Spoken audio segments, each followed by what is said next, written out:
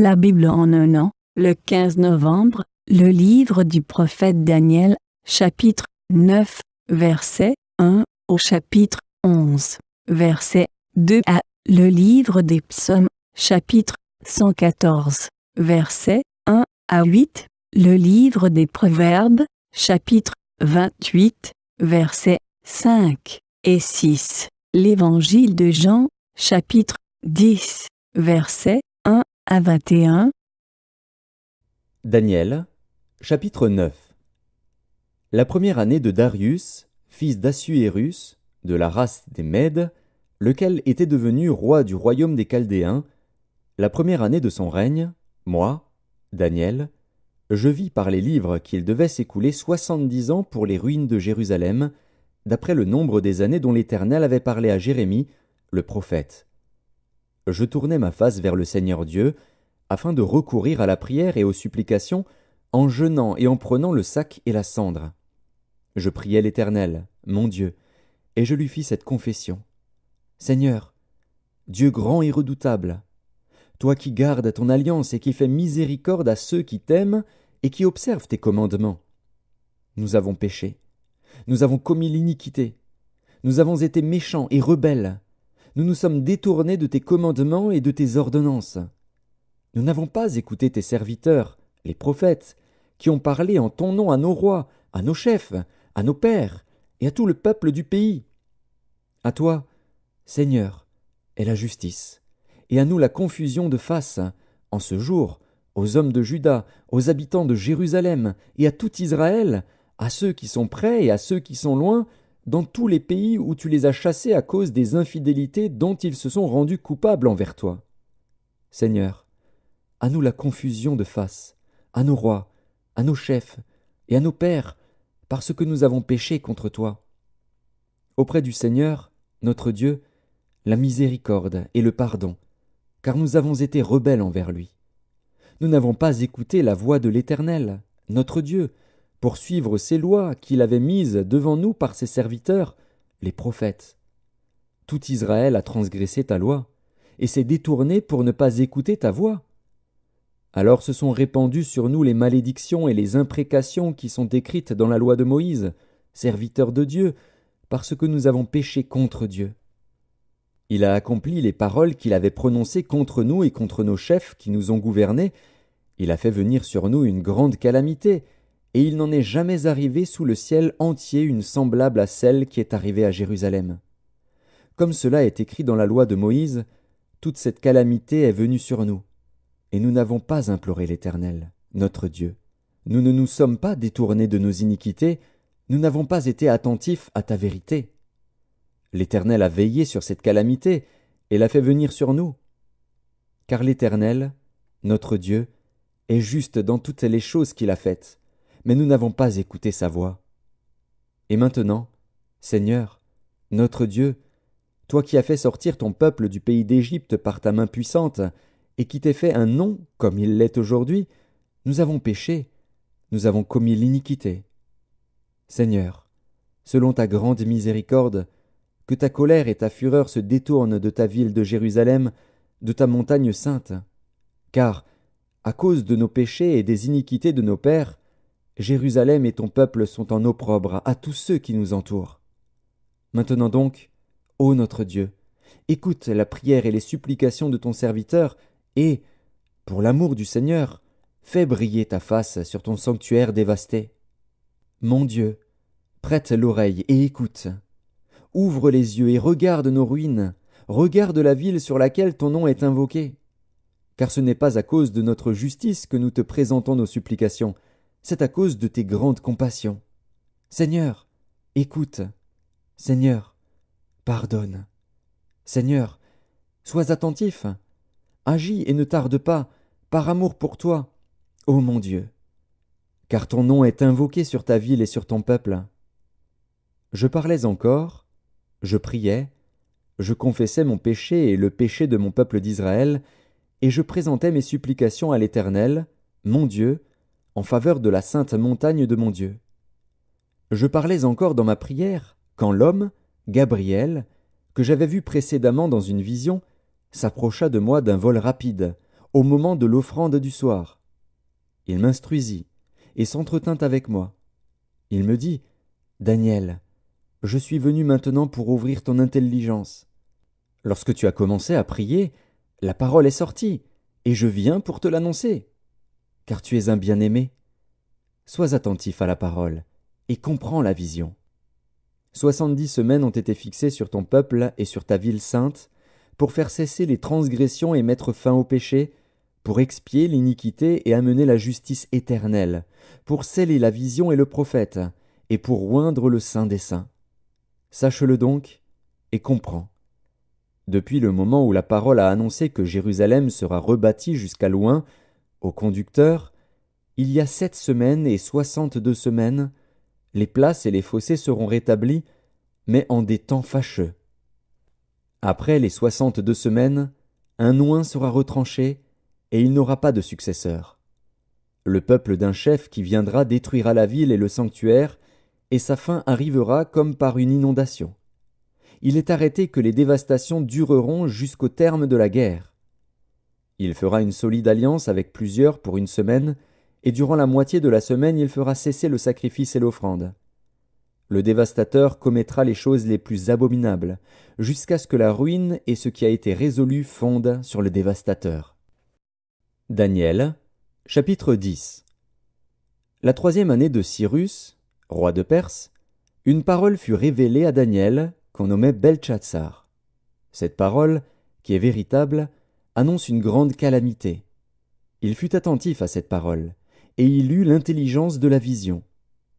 En ce temps-là, moi, Daniel, je fus 3 semaines dans le deuil. Je ne mangeai aucun mets délicat. Il n'entra ni viande ni vin dans ma bouche, et je ne moignis point jusqu'à ce que les 3 semaines fussent accomplies. Le 24e jour du 1er mois, j'étais au bord du grand fleuve qui est Hiddekel. Je levai les yeux, je regardai, et voici, il y avait un homme vêtu de lin, et ayant sur les reins une ceinture d'or d'Uphaz. Son corps était comme de chrysolite, son visage brillait comme l'éclair. Ses yeux étaient comme des flammes de feu, ses bras et ses pieds ressemblaient à de l'airain poli, et le son de sa voix était comme le bruit d'une multitude. Moi, Daniel, je vis seul la vision, et les hommes qui étaient avec moi ne la virent point, mais ils furent saisis d'une grande frayeur, et ils prirent la fuite pour se cacher.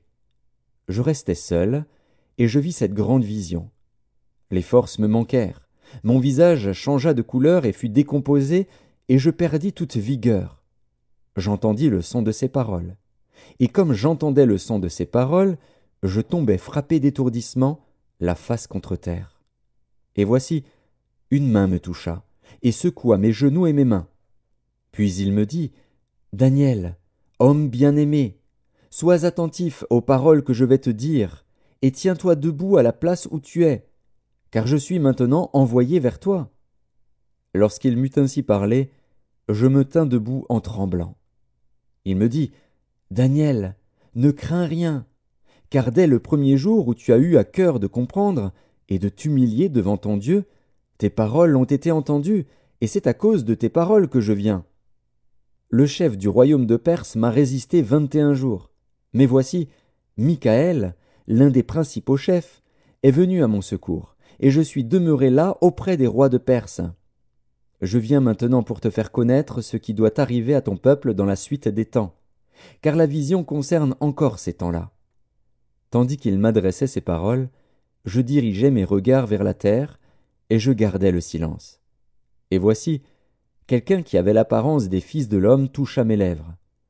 J'ouvris la bouche, je parlais, et je dis à celui qui se tenait devant moi, « Mon Seigneur, la vision m'a rempli d'effroi, et j'ai perdu toute vigueur.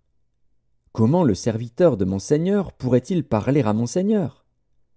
Maintenant les forces me manquent, et je n'ai plus de souffle. » Alors celui qui avait l'apparence d'un homme me toucha de nouveau, et me fortifia. Puis il me dit, « Ne crains rien, homme bien-aimé, que la paix soit avec toi.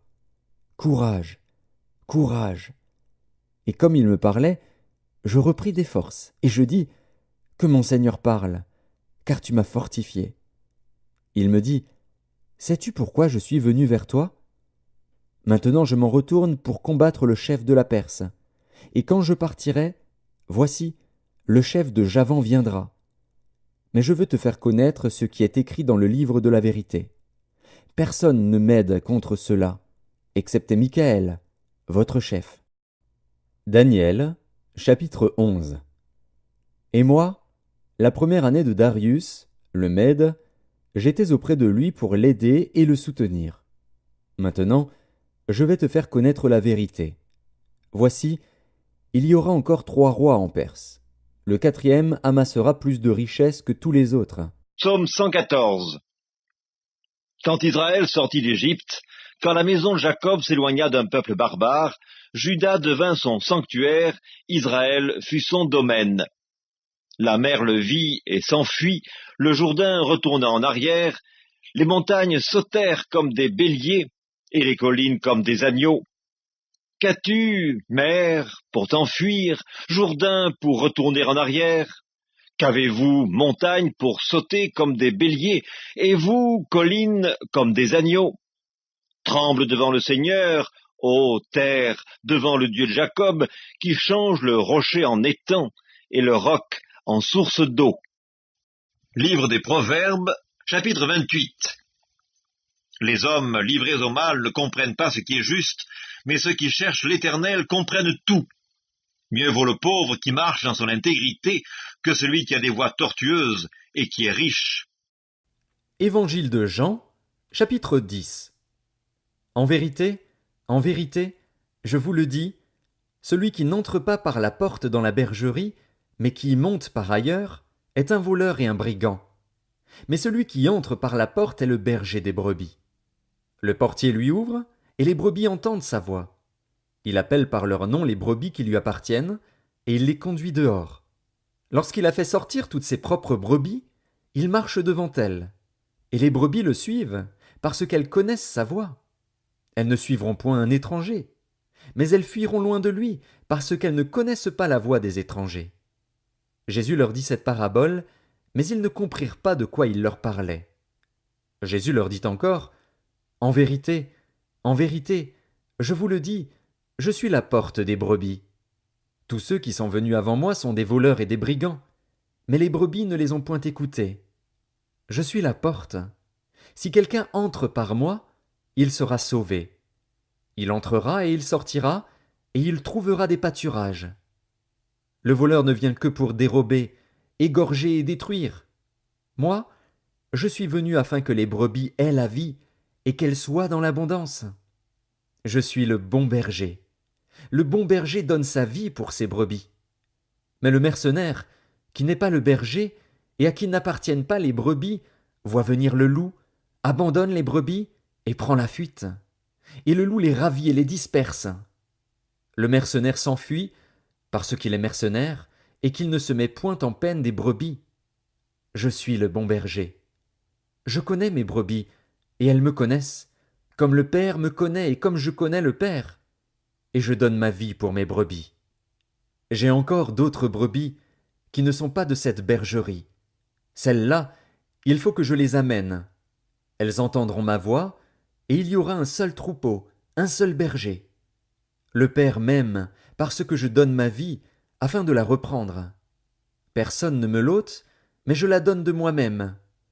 J'ai le pouvoir de la donner, et j'ai le pouvoir de la reprendre. Tel est l'ordre que j'ai reçu de mon Père. Il y eut de nouveau, à cause de ces paroles, division parmi les Juifs. Plusieurs d'entre eux disaient « Il a un démon, il est fou, pourquoi l'écoutez-vous » D'autres disaient « Ce ne sont pas les paroles d'un démoniaque. Un démon peut-il ouvrir les yeux des aveugles »